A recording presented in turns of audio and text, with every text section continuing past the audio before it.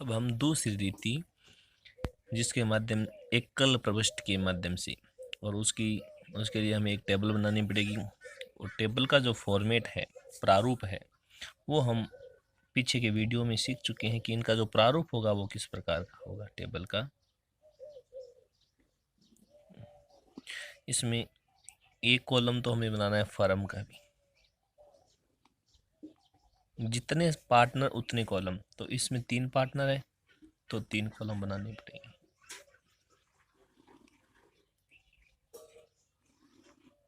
ये 3 कॉलम हमारे हो गए।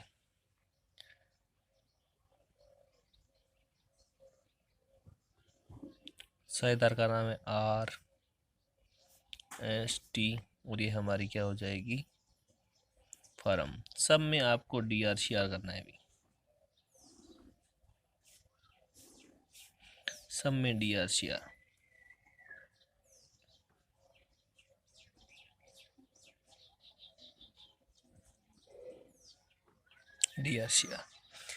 और केवल उन्हीं मदों को लिखना है जिन मदों को हम लिखने से भूल गए, त्रुटि पूर्व है। तो 2 ही मदें हैं इस प्रश्न में, एक तो है interest on capital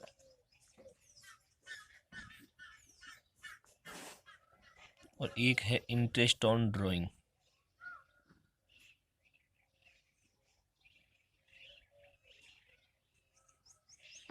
interest on drawings, केवल 2 ही मदें हैं भी। पूंजी पर ब्याज साझेदारों के लिए फ़ायदा है, CR में लिखेंगे। कितनी अमाउंट है, R की है 10,000, S की है 6,000, T की है 4,000 और तीनों का CR का योग फर्म के DR में लिखेंगे क्योंकि फर्म के लिए खर्चा है भी। तो टोटल योग कितना हो गया, ये हो गया आपका 20,000। इंटरेस्ट ऑन ड्राइंग साझेदारों के लिए हानि है, खर्चा है, DR में लिखेंगे। कितनी अमाउंट है भी, 1,000, 600 और 400। टोटल योग कितना हो गया अभी, 2,000। इनके CR में लिखेंगे 2,000। अब क्या करना है, इस फर्म का टोटल योग करना है। तो DR में 20 है, CR में 2 है, तो क्रेडिट में कितने कम है अभी, 20 में से 2 माइनस कीजिए, 18,000 रुपये क्रेडिट पक्ष में कम है। कितने कम है अभी, 18,000 रुपये। अब ये क्या हो गया, लॉस, क्योंकि DR योग ज़्यादा है, लॉस हो गया। इस लॉस को सभी साझेदारों में उनके लाभ विभाजन अनुपात में बांट देते हैं। लॉस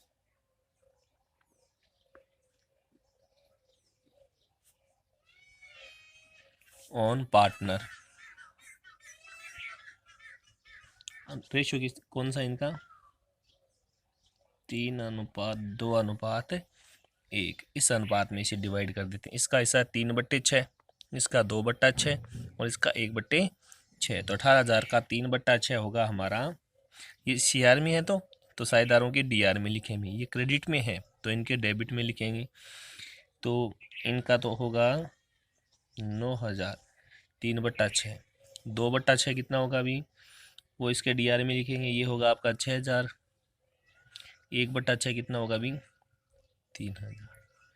बस इतना करना है। अब क्या करना है प्रश्न को आगे, अब हमें जैसे प्रश्न में दिया हुआ है वैसे के वैसा टोटल योग करना है।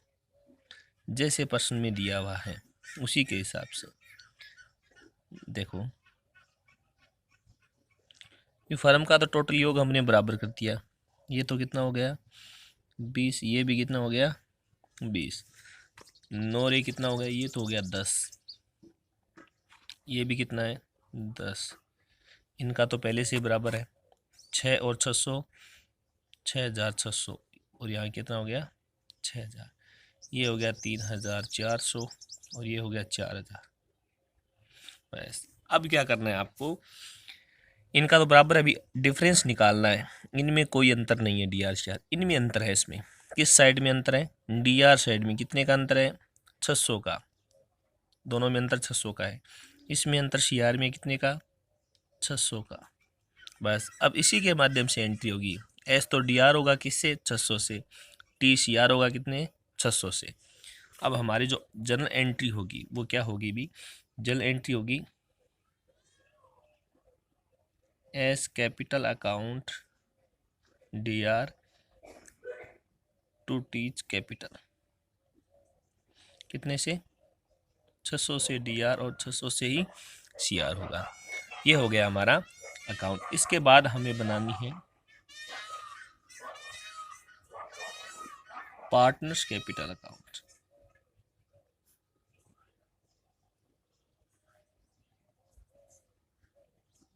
पार्टनर्स कैपिटल अकाउंट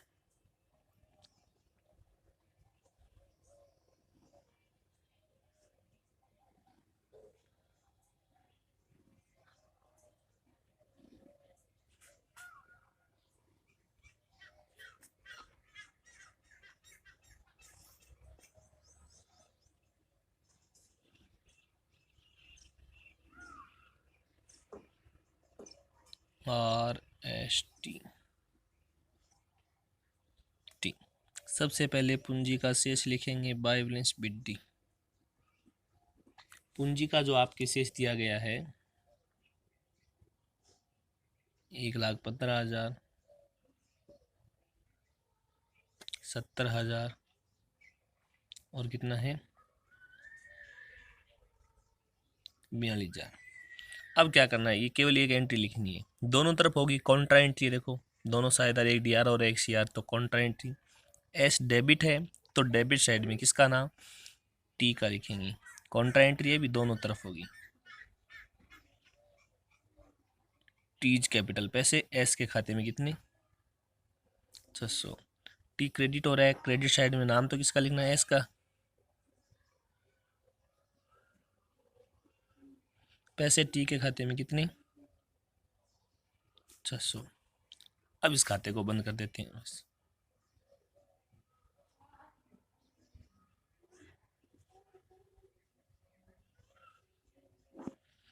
1,00,000, ये तो कितना हो गया 1,15,000 ही हो गया। 70 में से 600 माइनस गई 69,400 और इसका योग हो गया 42,600। बस इस प्रकार प्रश्न को हल किया जाएगा। अब हम दूसरी रीति जिसके माध्यम एकल प्रविष्टि के माध्यम से, और उसके लिए हमें एक टेबल बनानी पड़ेगी। और टेबल का जो फॉर्मेट है, प्रारूप है, वो हम पीछे के वीडियो में सीख चुके हैं कि इनका जो प्रारूप होगा वो किस प्रकार का होगा टेबल का। इसमें एक कॉलम तो हमें बनाना है फर्म का भी, जितने पार्टनर उतने कॉलम, तो इसमें 3 पार्टनर है तो 3 कॉलम बनाने पड़ेंगे।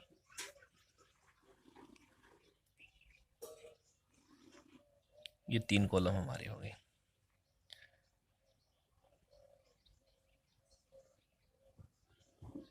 साझेदार का नाम है RST और ये हमारी क्या हो जाएगी फर्म। सब में आपको DRCR करना है भी, सब में DRCR।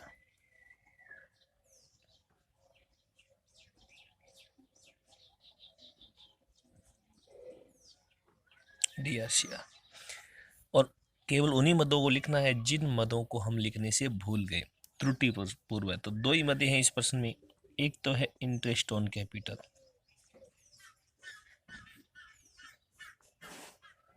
और एक है interest on drawing.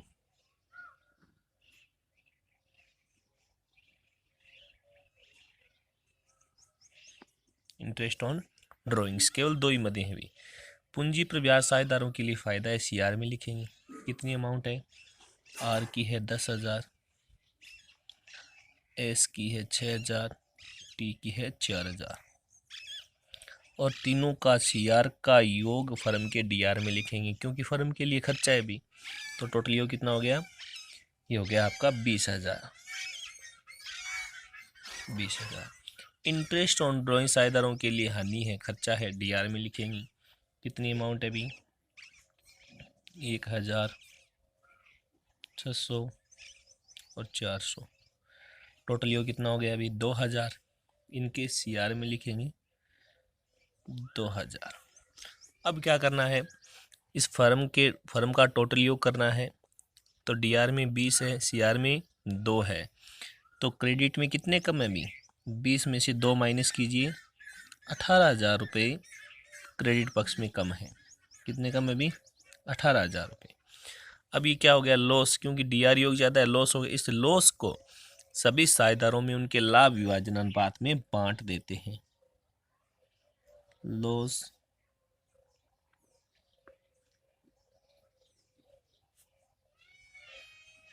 On partner. Ratio कौन सा इनका? 3:2:1। इस अनुपात में इसे डिवाइड कर देते हैं। इसका हिस्सा 3/6, इसका 2/6 और इसका 1/6। तो 18,000 का 3/6 होगा हमारा। ये सीआर में है तो साझेदारों के डीआर में लिखेंगे। ये क्रेडिट में है तो इनके डेबिट में लिखेंगे। तो इनका तो होगा 9,000, 3/6, 2/6 कितना होगा अभी? वो इसके डीआर में लिखेंगे। ये होगा आपका 6,000, 1/6 कितना होगा अभी? 3,000। बस इतना करना है। अब क्या करना है प्रश्न को आगे? अब हमें जैसे प्रश्न में दिया हुआ है वैसे के वैसा टोटल योग करना है। जैसे प्रश्न में दिया हुआ है उसी के हिसाब से देखो। ये फर्म का तो टोटल योग हमने बराबर कर दिया। ये तो कितना हो गया? 20। ये भी कितना हो गया? 20। 9 रे कितना हो गया? ये तो हो गया 10। ये भी कितना है? 10। इनका तो पहले से ही बराबर है। 6 और 600, 6,600। और यहाँ कितना हो गया? 6,000। ये हो गया 3,400 और ये हो गया 4,000। बस अब क्या करना है आपको? इनका तो बराबर है, अभी डिफरेंस निकालना है। इनमें कोई अंतर नहीं है डी आर सी आर, इनमें अंतर है। इसमें किस साइड में अंतर है? डी आर साइड में। कितने का अंतर है? 600 का। दोनों में अंतर 600 का है। इसमें अंतर सी आर में कितने का? 600 का। बस अब इसी के माध्यम से एंट्री होगी। एस तो डी आर होगा किससे? 600 से। टी सी आर होगा कितने? 600 से। अब हमारी जो जनरल एंट्री होगी वो क्या होगी भी? जनरल एंट्री होगी S capital account D R to teach capital. कितने से? 600 से डी आर और 600 से ही सी आर होगा। ये हो गया हमारा अकाउंट। इसके बाद हमें बनानी है partners capital account.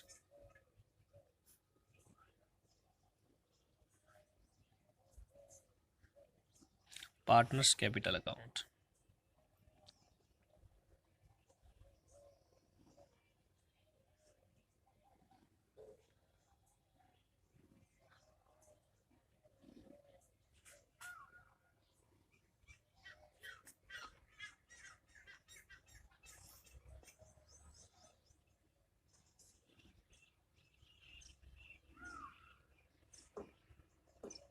R S T T. सबसे पहले पूंजी का शेष लिखेंगे बाय बैलेंस बिड। पूंजी का जो आपके शेष दिया गया है 1,15,000, 70,000 और कितना है? 42,000। अब क्या करना है? ये केवल एक एंट्री लिखनी है। दोनों तरफ होगी कॉन्ट्रा एंट्री। देखो दोनों साइड, एक डी आर और एक सी आर, तो कॉन्ट्रा एंट्री। एस डेबिट है तो डेबिट साइड में किसका नाम? टी का लिखेंगे। कॉन्ट्रा एंट्री है भी, दोनों तरफ होगी। टीज कैपिटल पैसे एस के खाते में कितने? 600। टी क्रेडिट हो रहा है, क्रेडिट साइड में नाम तो किसका लिखना है? एस का। पैसे टी के खाते में कितने? 600। अब इस खाते को बंद कर देते हैं बस।